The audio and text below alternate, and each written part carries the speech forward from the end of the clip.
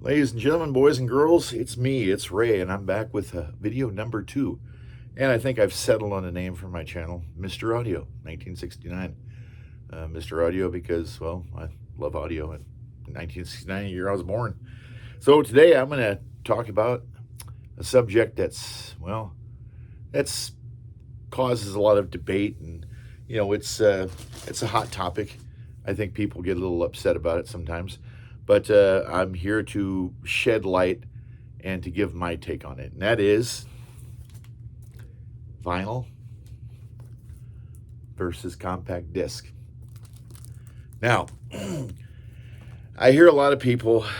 There's some people with other channels, and they talk about CD is making a big comeback. CDs better, it's cheaper, which it is. It's less expensive to buy a CD, and you can find them abundantly at the used stores. And people will say, CD sounds better, CD's better, CD's better. And of course, people say vinyl's better, vinyl's better. And then there's people like me that believe that what really matters is the mastering. Now, as you all know, there is this little thing called the loudness war. Some of you want to deny it. Some of you even have asked Steve Hoffman to debunk dynamic range measurements. But you really can't debunk measurements because measurements tell a story, and that story is truth. And that is this: with most modern, okay, now modern, let me emphasize that, modern, just in case some of you aren't getting it, modern vinyl records released from the three major studios, Warner Brothers, Sony, Universal, do have a tendency to sound, okay, I don't want to say sound better, because I guess you could say better subjective, but there is an accurate sound. Now, when an artist goes into the studio and they record, generally what comes out on tape is what they intended, okay? That's what the artist intended, okay? Whether it be digital or whether it be on tape, that's what they intended.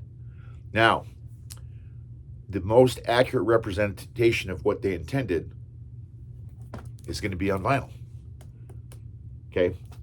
And the reason being is because after they cut after they do their recording to digital or tape, however you want to put it, it goes to the, well, I call them yes men. I don't really call them engineers anymore, but yes men. And these guys, they serve at the behest of the studio executives, and they do exactly what the studio executives tell them to do. And that is they apply liberal amounts of dynamic compression to the signal. And that's where the term brick walling comes in. So basically, as you know, it's just, there's a sine wave, and it goes up and down, up and down, up and down, up and down. And what they do is they expand that for maximum loudness, and then they compress it. They brick wall it. So that way, you have the illusion that you're in control of the volume when you're really not, because it's just loud to begin with. Now, anything that's done in production or post-production or what have you, that's altering what was created to begin with. Okay, it's not true to what was created. I know some of you out there say, well, CDs have 96 dB of dynamic range. Yes, that's true. They do. Or, excuse me, they can have up to 96 dB of dynamic range. That's like saying that, because a vinyl record can hold up to 70, 75 dB of dynamic range, okay? An analog master tape holds roughly 77 dB of dynamic range. So when you put it on a vinyl record, yeah, there is a little bit of loss there. But saying that CD has 96 dB of dynamic range is a false statement, because once again, it's capable of 96 dB, but do they ever use 96 dB?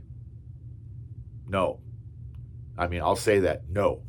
So I'll give you a perfect example. Okay, you have a glass that's 96 ounces, and you have another glass that's 70 ounces, okay? With vinyl record, it's getting filled to the brim. With a CD, 96 ounces, with modern CDs, they're maybe using 10, 15 ounces, okay, or dB, if you want me to put it that way. 10 to 15 dB of dynamic range on most modern CDs. Now, that doesn't live up to the promise that Sony made when they created the format and set up to 96 dB of dynamic range.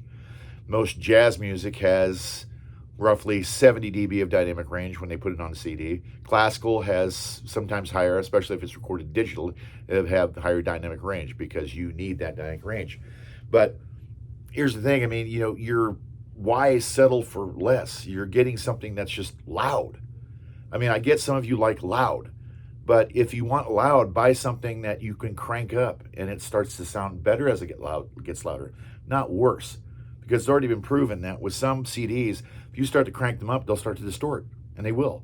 Look at Metallica. What was it, Death Magnetic? I mean, several years ago, I mean, everybody was moaning and groaning because they wanted them to release the version that they put on Guitar Hero. But Kirk Hammett, in his infinite wisdom, says, "Who cares? It rocks." Well, dude, it doesn't rock. To you, it rocks. That's because you're getting old and you can't hear like you used to. And I'm going to say that I'm from the same part of the world as most of the guys from Metallica. I'm from the Bay Area in California, where they basically were created. And I enjoyed their earlier works, but now their newer stuff just seems to be loud, especially on CD. We just got Megadeth's last album, and the vinyl record sounds great, and the CD rip from the vinyl record sounds great, but the CD is just loud. And I get metalheads like loud, but sometimes you want to hear things in the music. You want to hear the subtleties in the music. You want to hear, where this guitar is at, where this drum's at, where this and that are at, and you want to hear them clearly. But when they just use dynamic compression, they're just destroying that. And that's all because some studio exec decided one day, it's like, hey, you know what? Let's just make things louder. Well, it's all it is. It's loud. So I'm gonna say this, and I don't care who wants to debate me on it. Modern vinyl records, from the major 3 studios, do sound better than their CD counterparts. Plain and simple. I mean, it's that simple. I mean, whether you want to admit it or not, that's fine. You don't have to. You don't have to agree with me, but it's true, because I look at music this way. I want what the artist intended when they were in the studio. Not after it goes to the mixing board and the console and they start tweaking it and applying all sorts of compression. Because most of the time that's at the behest of the studio execs. Has nothing to do with the artist. The artist is pretty much a slave to the label. That's just the way it is. I mean, some artists don't even release vinyl records because they record in the digital domain and they keep it in the digital domain. With vinyl records, you have to create a separate master to master the vinyl record. And then you have the master for CD, which is, just a digital copy if it's 100% digital. So they're making 2 masters. They make one that sounds good, and they make one that sounds, well, in this case, this sounds good too, because it's both cut by Kevin Gray. But, and then they try to sit there and they work you this way. They say, well, it's like, the reason why, we can't do that with vinyl because vinyl, it's not capable of holding that. No, that's BS. Vinyl is capable of holding all the dynamic range you throw at it, especially if you're not using all of it. So, I mean, 96 dB of dynamic range is great if you use it. But if you're not using it, there you go. You're just not using it. There's no point in arguing about it. There's no point in saying that CDs they have better dynamic. No, they don't. They do not, period. They do not have better dynamic range than vinyl records. Now, once again, just to remind everybody, I'm talking about modern records from the big 3 studios, Sony, Universal, Warner Brothers. I'm not talking about releases from the audiophile labels like Mobile Fidelity, Analog Productions, who else we got out there? We got Craft Recordings, we got Impex. I mean, they want to recreate what the artists made in the studio. That's what they want to do. That's their intent. The studios just want to churn out something and they just want people to buy it. That's it. Unfortunately, the drawback of the loudness war is that we have a whole generation of listeners and we have a whole generation of artists that think that loud is the way things are supposed to sound. And then even the ones that do know that loud is not the way it's supposed to sound don't care anymore because they're just looking for a paycheck. I mean, maybe that sounds insulting to some artists, but I'm sorry, truth hurts. That's the reason why people are going and buying used CDs, and that's the reason why CD appears to have a renaissance, so to speak, because people are buying used CDs. They're getting older CDs that sound great as opposed to the newer ones that are just loud. I used to be of the crowd that, I'd always go out and buy the remaster.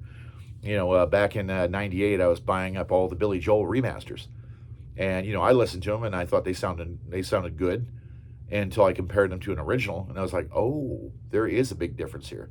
And then it's that with most artists, because most artists, when they have remasters done, the artists aren't even involved.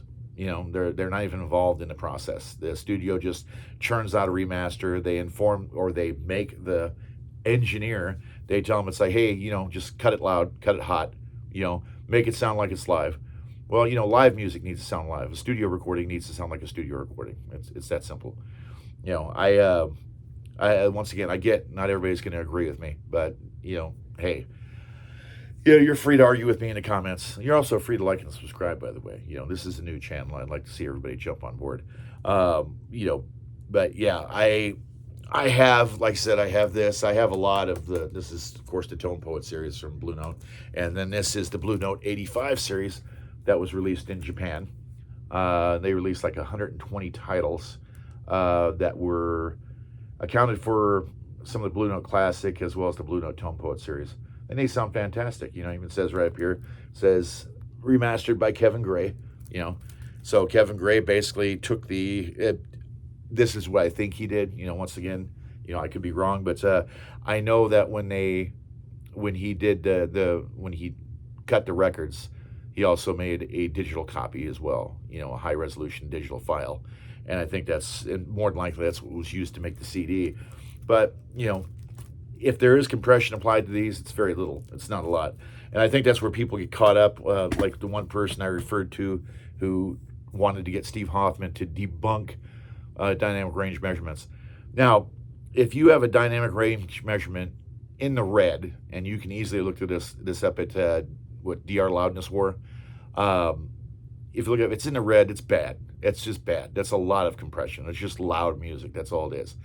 Now, if, there's a difference of like maybe one or two numbers in the dynamic range, I mean, if I had something to show you, I would. But, let's just say that an album has an average dynamic range of 12, and then a remaster has an average dynamic range of 11. You're not going to hear much of a difference, if at all. But if an album has a dynamic range of 12, and then they remaster it, and now it has a dynamic range of 6, they cut the dynamic range in half. I get dynamic range is the difference between the loudest and the quietest parts of the music. But when you're trying to sell a format on dynamic range, 96 dB, you might as well be using close to that, or as much as you can. Otherwise, once again, we're just getting loud music. Now, it's not my intent to offend anybody with this, little post of mine. This is just a video on my channel, and once again, love it, hate it, whatever. But that's my 2 cents, because I just think that this argument is getting old. I saw a guy, I forget the video he put up, but he did the CD versus vinyl, and he said to him, CD sounded more fuller. Well, it sounds fuller because it's louder. Of course it's going to sound fuller. It's going to sound louder. And he said, his words, not mine, CDs have 96 dB of dynamic range. Yes, they are capable of 96 dB of dynamic range, but only if you use all 96 dB.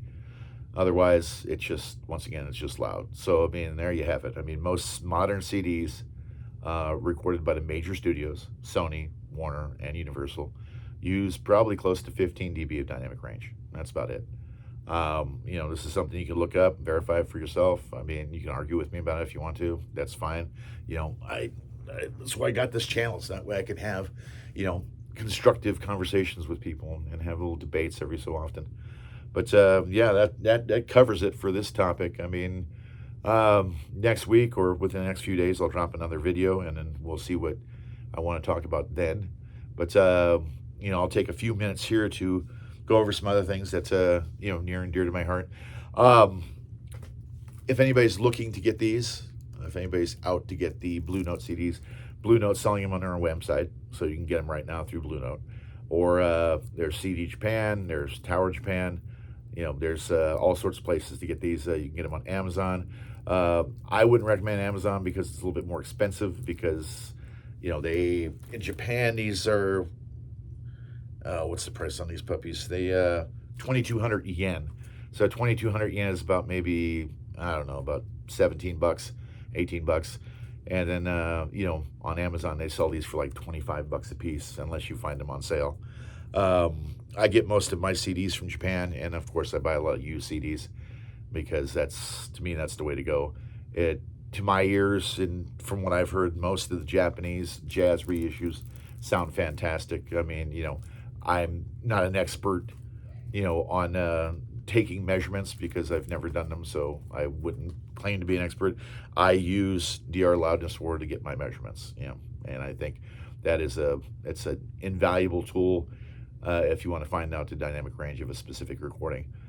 Yeah, that's it for this video, folks. I hope you enjoyed it. I hope this, will spark the conversation, and then hopefully, one day, maybe if enough people would get on board, we could just urge the big three to stop using dynamic compression. Let us take advantage of our CD player's full potential and not be bogged down by loud. So there you go. But anyway, thank you for watching. If you did watch, and once again, please like, subscribe, leave a comment, and I'll have another video up here within the next few days. So you folks take care. Have a great evening. I'm out. Bye.